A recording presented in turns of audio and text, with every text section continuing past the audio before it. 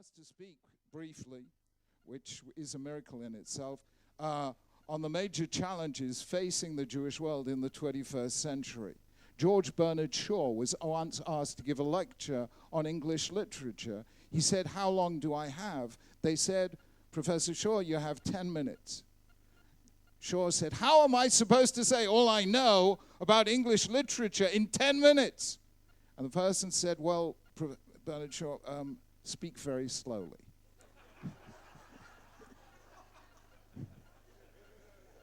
So I'll speak very slowly. But here, really, the Kitzur Nimrats are the three problems, fundamentally, that I see facing the Jewish world. Number one, and I say this as a European, number one problem, the return of anti-Semitism to Europe within living memory of the Holocaust. That is serious. That is very, very serious. As a child, on Pesach, I enjoyed the Haggadah, except for one passage, which I couldn't understand at all. Shelo echad bilvad amad aleinu lechalotenu, ela b'chol do v'do umdim aleinu lechalotenu. That not in one generation did they try and destroy us, they tried to do it in every generation. I thought to myself, that is my parents' passage. It doesn't mean anything to me. So when I see our children on campuses in Europe facing anti-Semitism, I think to myself, this is the shock of my lifetime. And I wonder how it happened. And therefore, I took it on myself to try and understand what is anti-Semitism. And I began to understand that anti-Semitism is not a coherent doctrine. It is a set of contradictions.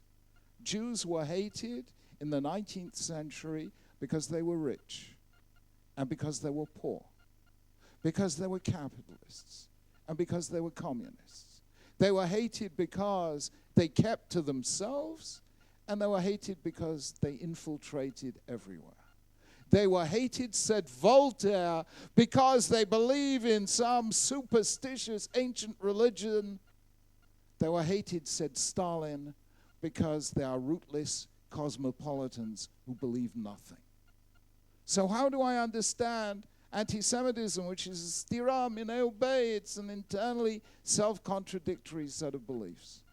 And the only way I could understand anti-Semitism is to understand it as a virus that attacks the bodies of nations, the body politic, the way a biological virus attacks the human body. And the question is, how does a virus beat what is the most sophisticated thing in the whole human body? The human body contains the most sophisticated defense system ever. It could have been designed by an Israeli. It is called the immune system, and the immune system detects viruses. So how does a virus beat the immune system? And the answer is that, like a virus, anti-Semitism mutates. And so it changes from time to time, and we are living through one of the great mutations. In the Middle Ages, it was anti-Judaism. In the 19th century, it was racial anti-Semitism. Today, we are living through a new anti-Semitism. It is mutated. How is the new anti-Semitism different from the old? 3 ways. Number one, it does not attack Jews as a religion. It does not attack Jews as a race.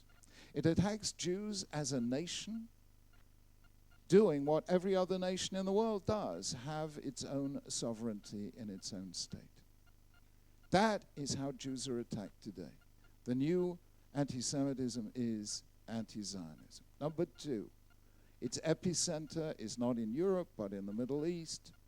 And number three, however, and this is the most important thing I need to explain because people don't understand, is its legitimation. It is easy to hate, but it is very difficult to stand up in public and tell people that they should hate. It's very difficult. And therefore, anti-Semitism has always historically had to justify itself by the highest source of authority available within a culture at a given time. in the Middle Ages, what was the highest source of authority in the culture? The answer was religion. So anti-Semitism was religious anti-Judaism. You felt it was there in the Christianity, it was there in Islam. It was religious anti-Judaism. In the 19th century, in Europe of the Enlightenment, religion was no longer the highest source of authority. What was? And the answer is science. And therefore, anti-Semitism was justified in terms of two disciplines that in the 19th century were believed to be sciences. Number one, the so-called scientific study of race. We know now through DNA that that's complete nonsense, but in the 19th century it was believed that there were fundamental and ineliminable differences between races. And number two, the science known as social Darwinism. Herbert Spencer in England, and there were many social... In other words, that the same laws applied to history as applied to biology. The strong races survive by eliminating the weak.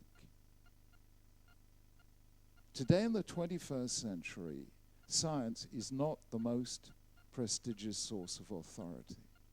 Since 1948, since the world tried to grapple with the Holocaust, what is the highest source of authority in the world today? The answer is, since the Universal Declaration of Human Rights by the United Nations, the highest source of authority, moral authority in the world today is human rights. That is why, in late August 2001, 1 week before 9/11, at the now notorious United Nations Conference Against Racism in Durban, Israel was accused of the 5 cardinal sins against human rights. It was accused of racism, apartheid, ethnic cleansing, attempted genocide, and crimes against humanity.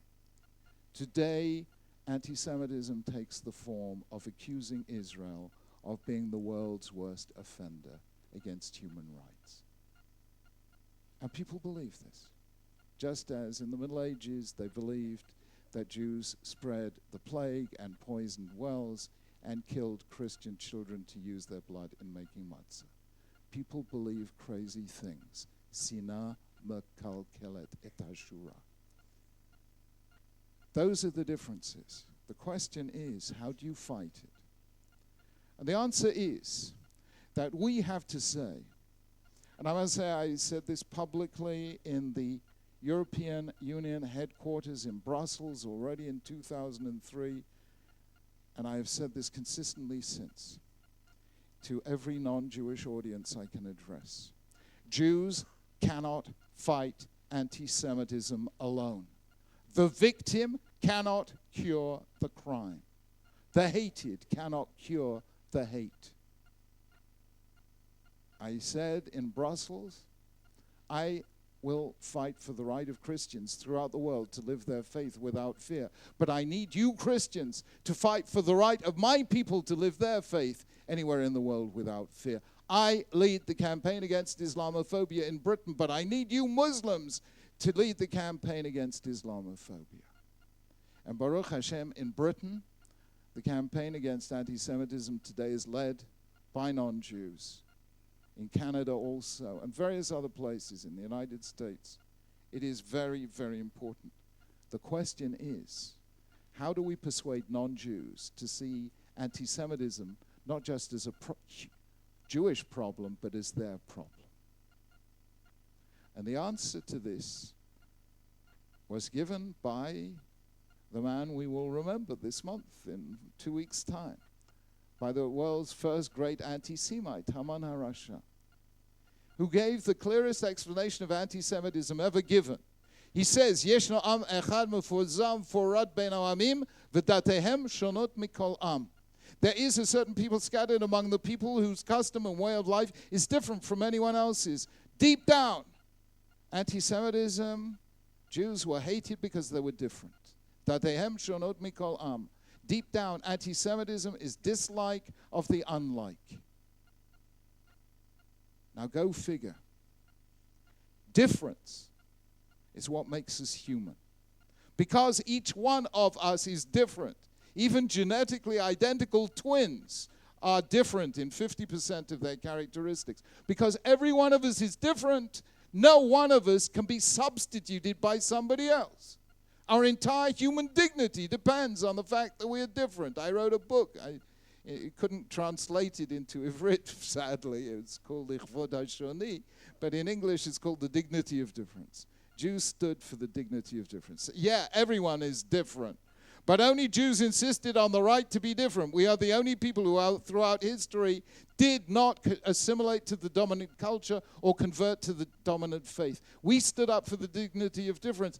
But our humanity depends on the dignity of difference. Therefore, a country, a nation, a civilization that has no room for Jews has no room for humanity. Anti-Semitism begins by attacking Jews, but it never ends by attacking Jews. Hitler didn't only cause suffering to Jews. Stalin didn't only choose to cause suffering to Jews. What begins with Jews ends with crushing our humanity. That's why humanity must take on anti-Semitism, not as a problem of Jews, but as a problem of our shared humanity. And that is how we must fight anti-Semitism. That is challenge number one. Challenge number two, the delegitimation of Israel. This too is a terrible phenomenon. You know what the media of the world say. The emunah shlema of the Chilonim have the best emunah, the terrific, and the Hess, Moses Hess, and Ariel Pinscher, and Yehuda Pinscher, and Theodor Herzl.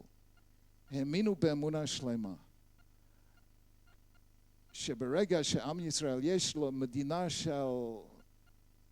שלנו, anti-Semitism will disappear. נהיה ככל הגויים, and there will no longer be anti-Semitism. And therefore, it is, again, another shock that today Israel is, as they say, the Jew among the nations. And we have to fight this as well. Taminli, this is serious. This is not just a matter of hasbara, or what they call public relations. Let me explain very simply. In 1948 and 1967, Israel's enemies tried to put it in a military crisis, and they failed. In 1973, with the Arab boycott, they tried to put it in an economic crisis, and they failed. In 1975, with the United Nations motion, Zionism is racism, they tried to put it in a political crisis and they failed. Now they are trying to put it in a moral crisis. And do you know what? They may succeed. They've persuaded Jews to stand up and condemn the state of Israel. This is serious. And we have to stand up and say no to this, loudly and clearly. What are the 6 major problems confronting humanity in the 21st century? Number 1, environment. Global warming. Though in London, where we come from, we'd quite like a bit of global warming. Number 2, asylum seekers. There's a big problem in Europe, in America, asylum seekers. Number 3, the inequalities between rich countries and poor countries. Number 4, terror. Number 5, fighting groups like Al-Qaeda, what they call asymmetric warfare. And number 6, establishing democracies in parts of the world that didn't have a tradition of democracies. Those are the 6 challenges facing humanity in the 21st century. Let us take them one by one. The environment. Israel was the first country, before there was something called the Zionist movement, there was a movement called Chovevei Tzion. Even then, in the 1860s, before anyone heard of environment, they were the first people to plant forests and not pull down forests. They turned a barren, desolate land into a place of forests, farms, and fields. Israel led environmentally. I'm not saying it's 100% perfect, because we know what happened to the Hula Valley and all the rest of it, but Israel led. Number 2, asylum seekers. Europe's big problem. There are only 2 countries in the world made up entirely or kemat entirely of asylum seekers. What are they? Israel and the United States. Last time I looked, I'm sure my figures are completely out of date. They came here from 103 different countries, speaking 82 different languages. I was here with my family all those years ago before I was chief rabbi through the whole of the Gulf War. You know, the Gulf War #1 with all those Scud missiles. You know, and the time it took for the radio to make the announcements in all the 18 different languages, it was all over before you got to the end of the announcement. Number 3, economic inequality. Israel, a country that started life 64 years ago, mid nothing, a third world economy, today has more high-tech startups than any country in the world except America and China. Work this out. There's not one European country that has the number of high-tech startups that Israel does. You want to learn how to move from a third world economy to a first world economy? The role model is Israel. Number 4, terror.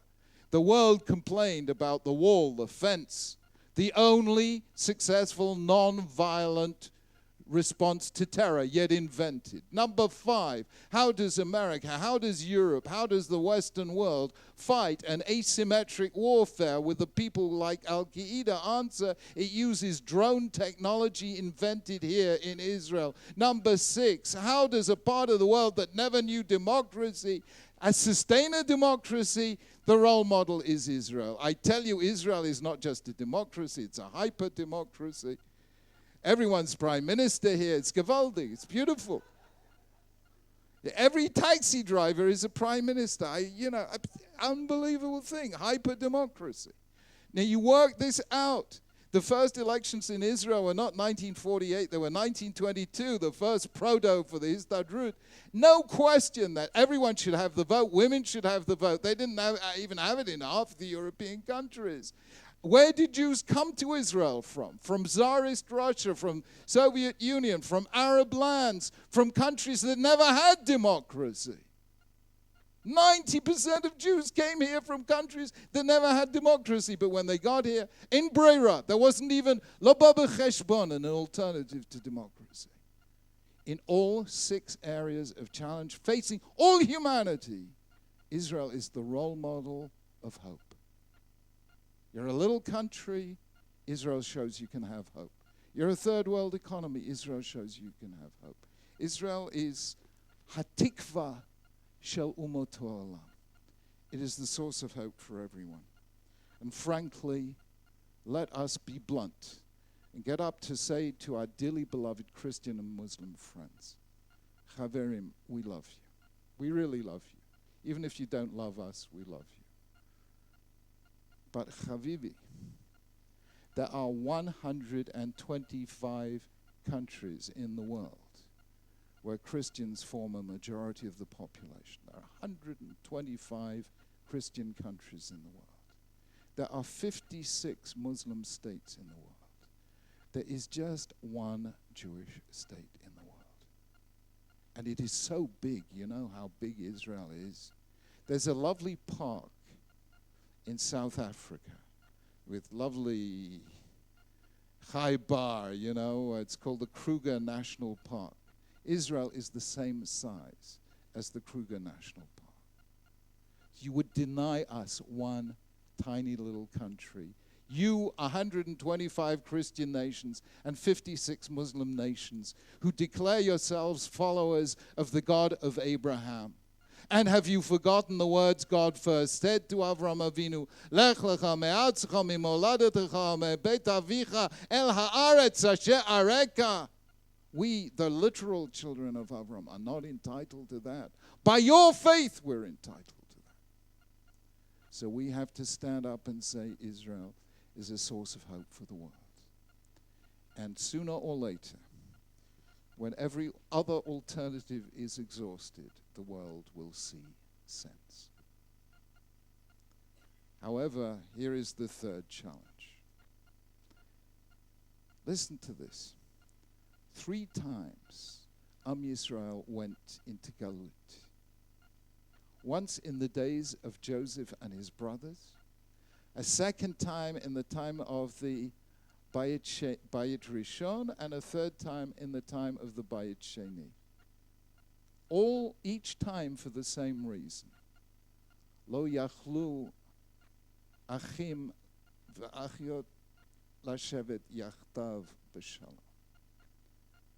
Joseph and his brothers, the Torah says, Lo yachlu dabro l'shalom. They sold him into slavery. The end result is they were all sold into slavery. And the result is that we all have to keep Pesach with or without kitniot. In the days of the Bayit Rishon, a mere 3 generations of kings, Shaul, David, Shlomo. Shlomo builds the Beit HaMikdash. And then immediately the kingdom divides into 2. And one little country divided into 2. Lincoln, you saw, if you haven't seen the new Steven Spielberg film, you know, Lincoln may not have been Jewish, but at least our guy Spielberg gave him a good hesped. A house divided cannot stand. And so divided, the northern kingdom is conquered by the Assyrians, the southern kingdom by the Babylonians. And as for Bayit Sheni, you know, the one thing we learn from Jewish history is that Jews don't learn from Jewish history. And so instead of Eze Achdut Ha'am, according to Josephus, the Jews inside besieged Jerusalem in the time of Vespasian and Titus were busier fighting one another than fighting the Romans outside. And the result was a galut that lasted kimat alpayim shana. Now, I want you to work this one out. Israel was, or the Jewish people, or Judaism was attacked by some of the greatest people, some of the greatest empires the world has ever known. By the Egyptians, the Assyrians, the Babylonians, by the Alexandrian Empire, by the Roman Empire, by the medieval empires of Christianity and Islam, all the way through to the 20th century, the Third Reich and the Soviet Union. All of them attacked us, all of them were immense powers, and all of them today are no more. They've been consigned to history, and this tiny little people still stands and sings Am Yisrael Chai. There is only one nation on earth that can endanger the future of the Jewish people, and that is the Jewish people. Rabotai, divisions were the death of us. We need Achdut Ha'am.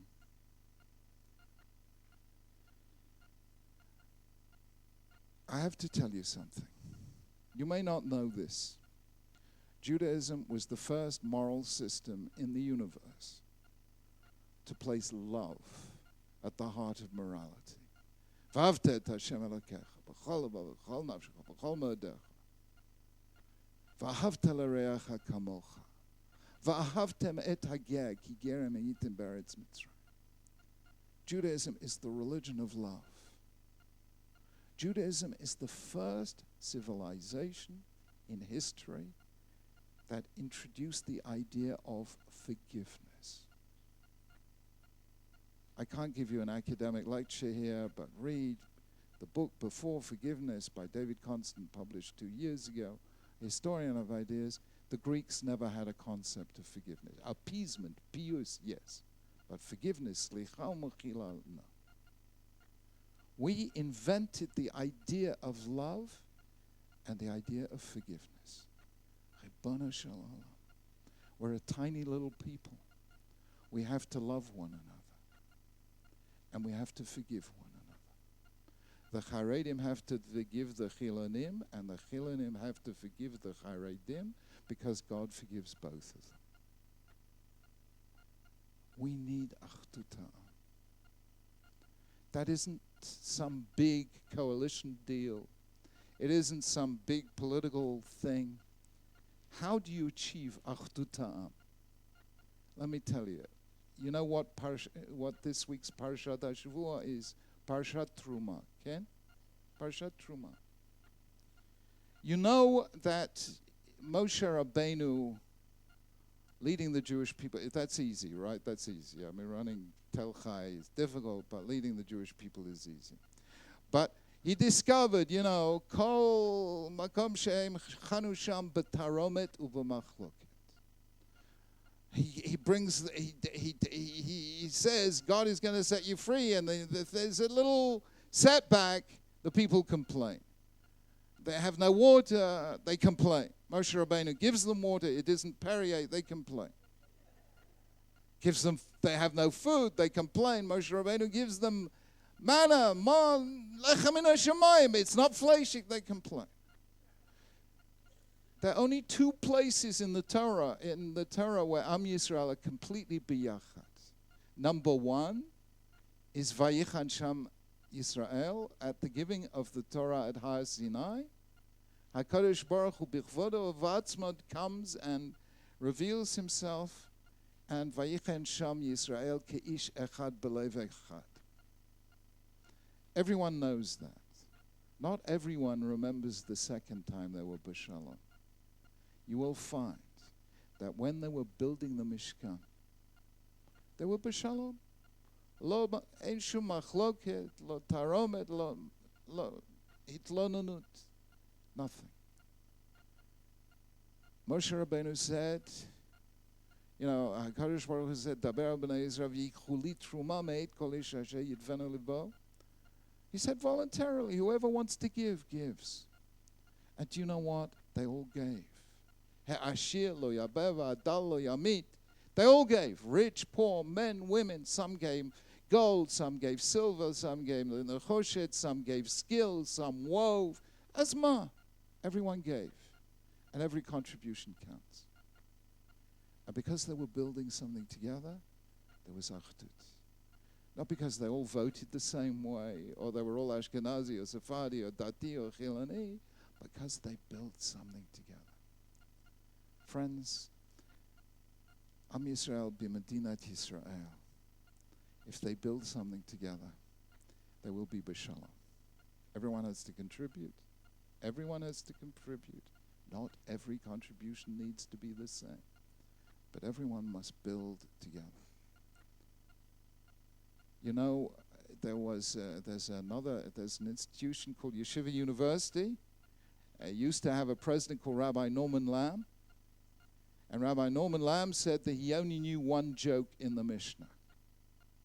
I said, which Mishnah? He said, Talmidei Chachamim Marbim Shalom Ba'olam. So that must be a joke, right? As I said, Professor Lamb, actually, it's not a joke, but you need to go to the end. When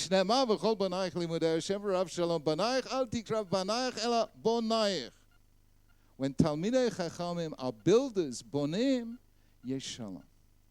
When Am Yisrael builds something together, there is shalom. The Jewish people, their greatest building in the time of Tanakh was to build the Mishkan.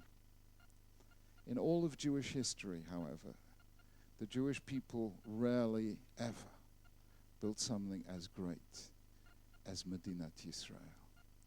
And here we stand on the Gvul HaTzafon Shel Medinat Yisrael, and we say, Rabbanu Shalom, look down min hashamayim on us. Grant all of us, ba'aretz v'chutz la'aretz, in chutz la'aretz, grant that we're soon ba'aretz, b'mheira b'yameinu. Bless us with the peace that comes when we build something together. You have built something wonderful in Tel Chai. Am Yisrael has built something wonderful in Medinat Yisrael. As long as we build, we will be together. And if Am Yisrael is together, no empire in the world can prevail over it. May we continue in this month of Simcha, always to be b'Simcha.